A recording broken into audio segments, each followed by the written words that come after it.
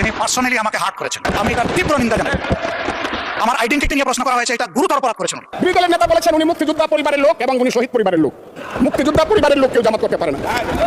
মুক্তিযুদ্ধে তার অবদান সবকিছুই বলেছেন, কিন্তু নিজের অবদান বলতে গিয়ে আরেকজনের অবদানের উপরে হাতুড়ি পিটানোর অধিকার কাউকে দেওয়া হয়। তিনি পার্সোনালি আমাকে হার্ট করেছেন। তিনি বলেছেন যে আমি বলে থাকি আমি শহীদ মুক্তিযোদ্ধা পরিবারের সদস্য, তাহলে ইনি এটাকে চ্যালেঞ্জ করছেন। 2 নম্বর, উনি বলেছেন কোনো মুক্তিযোদ্ধা কিংবা শহীদ মুক্তিযোদ্ধা পরিবারের কেউ জামাত ইসলামী করতে পারে না, তাহলে উনাকে জিজ্ঞেস করে করা লাগবে? এটি আমার নাগরিক অধিকার, আমি কোন দল করবো, কোন আদর্শ আমি অনুসরণ করবো, এর উপর হস্তক্ষেপ করার ন্যূনতম কোনো অধিকার রাষ্ট্র কিংবা সংবিধান কাউকে দেয়নি। আমি এটার তীব্র নিন্দা জানাই। আমার আইডেন্টিটি নিয়ে প্রশ্ন করা হয়েছে, এটা গুরুতর অপরাধ করেছেন। আবার আমার আদর্শ সিলেকশনের ব্যাপারে উনি কথা বলেছেন, এটা বাড়তি অপরাধ করেছেন। আমি অনুরোধ করবো মাননীয় স্পিকার, তার এই অসংসদীয় অংশটা এখান থেকে যেন এক্সপান্স করা হয়। শেষে গিয়ে উনি আমরা কুলামনে এই সংসদকে ফাংশনিং করার জন্য বর্তমান জ্বালানি অব্যবস্থাপনা সংকট যেটাই বলি সেটার ক্ষেত্রে আমরা এগিয়ে এসেছিলাম। কুলামনে কথা বলেছি, নোটিশ নিয়ে আলোচনা হয়েছে এবং পরের দিনে সে মাননীয় প্রধানমন্ত্রী একটা প্রস্তাব দিয়েছেন, আমরা সাথে সাথে এটা গ্রহণ করেছি। তিনি এইটাকে শেষ পর্যন্ত কনক্লুশন টানলেন কি দিয়ে? হ্যাঁ, যার মগজ যেরকম তার কনক্লুশন হবে। তার মতো একজন প্রবীণ ব্যক্তির কাছ থেকে, রাজনীতিবিদের কাছ থেকে আমি এই ধরনের আচরণ আশা করিনি। আমরা এখানে প্রথম দিনই বলেছি ভালো কিছু শিখতে এসেছি। কাউকে হিট করা, গালি দেওয়া, এর মাধ্যমে বড় কিছু অর্জন করা যাবে না। কিছু গোলাবাজি হতে পারে বড় জোর, কিন্তু তার চেয়ে বেশি কিছু হবে না। আর সাধারণত যুক্তি যখন পুড়িয়ে যায়, মাথা তখন গরম হয়ে যায়। একটা প্রবাদ আছে, রেগে গেলেন তো হেরেই গেলেন। আমরা সবাই মিলে হারতে চাই না, আমরা সবাই মিলে জিততে চাই। এই জন্য সবাই যেন মাথাটা একটু ঠান্ডা রেখে যুক্তির সাথে সত্য নির্ভর কথাগুলো বলি, তাতে অবশ্যই দেশবাসী উজ্জীবিত হবে, এই সংসদের প্রতি মানুষের আস্থা তৈরি হবে এবং দেশটাকে নিয়ে সবাই মিলে আমরা সামনে এগিয়ে যেতে পারবো। আমাদের নেতা জিয়াউর রহমানকে পাইলো এরা হত্যা করতো 16ই ডিসেম্বরের আগে। মাননীয় সদস্য,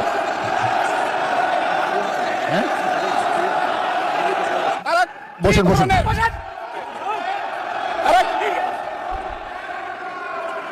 তারা কি ধরনের আচরণ করছে? আচ্ছা, আজকে তাদেরকে মাননীয় সদস্যবৃন্দ, তাদেরকে আমি মাননীয় সদস্যবৃন্দ একটু মনোযোগ দিয়ে আমার কথাটি শোনার চেষ্টা করুন।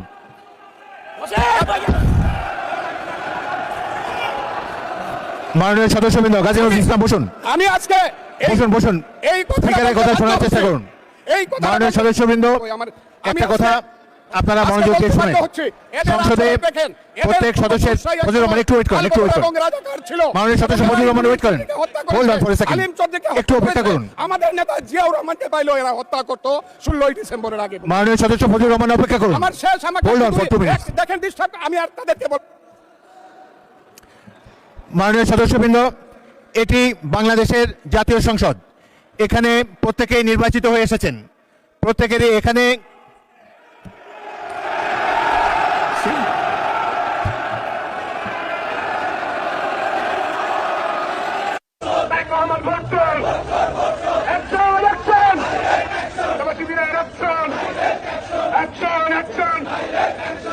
আমি বেশ কামু কথাটা হাসা কইছি। জামাতের মতো মুনাফেক পার্টি পৃথিবীর কোন রাজনৈতিক দল নাই। আর আমি তো বিপ্লব ইসলামই, যদি জামাতে দেশের ক্ষমতায় আসে, আমি কি কইছিলাম? আমি বেশ কামু কথাটা হাসা কইছি, ইতনাটাই তো কইছিলাম।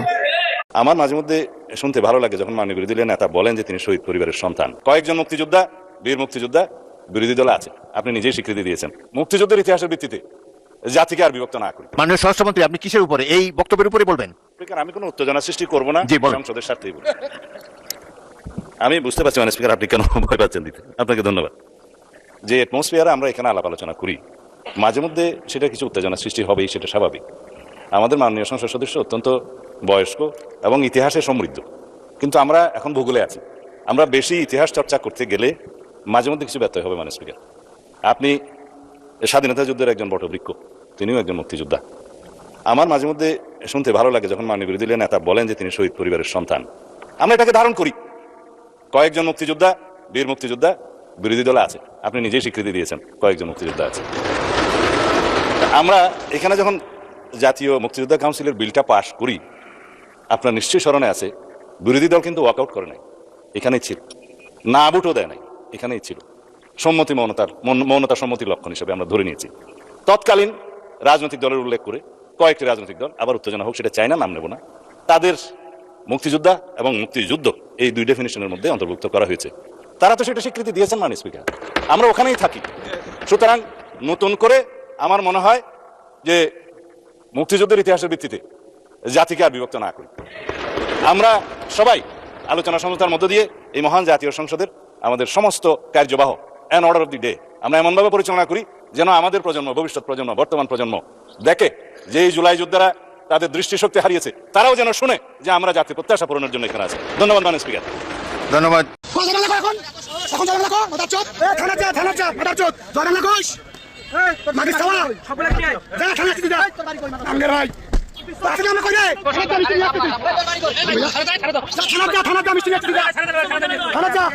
আসসালামু আলাইকুম দর্শক, নতুন একটা নিউজে সবাইকে স্বাগতম। দর্শক, ভিডিওর শুরুতেই যে ভিডিওগুলোর অংশ বিশেষ আপনারা দেখেছেন, ভিডিওর অংশগুলো দেখেই বুঝতে পেরেছেন যে আজকের এই ভিডিওটি কতটুকু গুরুত্বপূর্ণ এবং আকর্ষণীয় হতে চলেছে।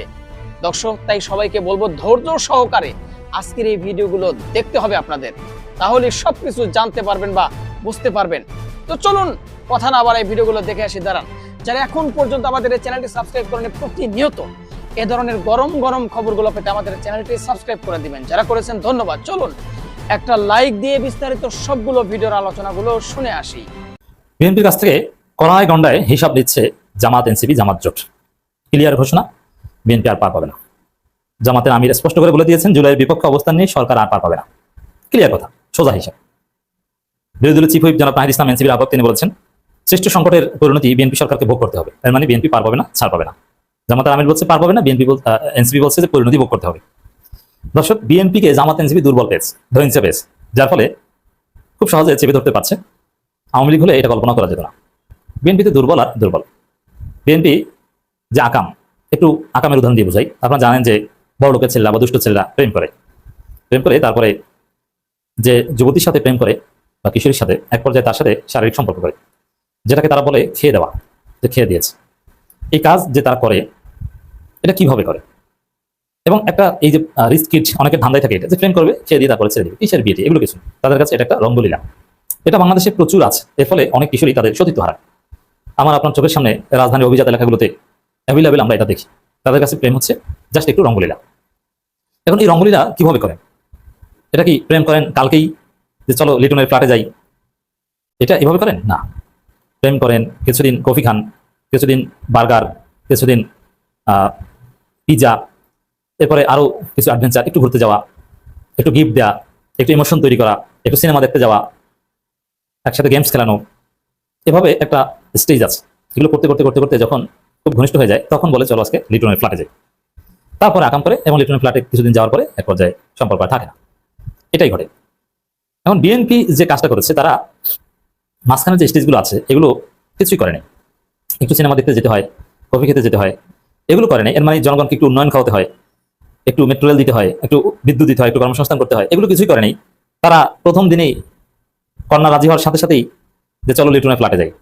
এরকম যদি হয়, আপনি যদি প্রেমে রাজি হয়েছে কোনো একটা মেয়ে, আপনি রাজি হওয়ার 2 মিনিট পরে বললেন যে চলো লিটনের ফ্ল্যাটে যাই, ওই মেয়ে আপনাকে গালে থাপ্পড় লাগিয়ে দেবে।